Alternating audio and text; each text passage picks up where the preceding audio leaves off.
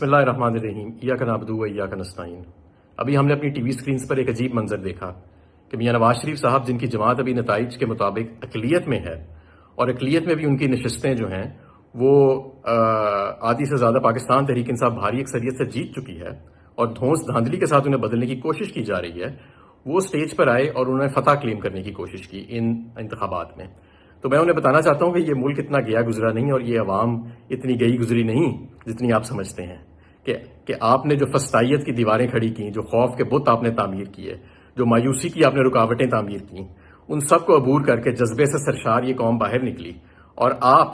ایک قلم کے ساتھ اور سازش کے ساتھ 50-50 ہزار 1 لاکھ کی جو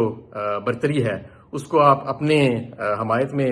اپنے کینڈیڈیٹس کی حمایت میں تبدیل کر لیں گے، تو ایسے ہونے والا نہیں۔ حقیقت تو یہ ہے میاں صاحب کہ آپ اپنی سیٹ بھی ہار گئے، آپ کے بھائی بھی اپنی سیٹ ہار گئے، آپ کے تمام خاندان اور آپ کے تمام لیڈرشپ اپنی سیٹیں بھاری اکثریت سے ہار گیا۔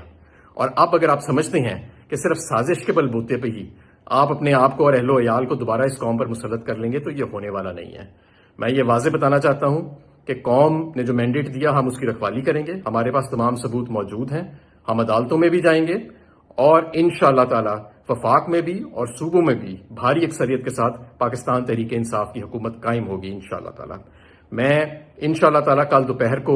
دوبارہ آپ سے بات کروں گا، تمام عوام سے، تمام کارکنان سے، اور نئی حکمت عملی کا اعلان کروں گا۔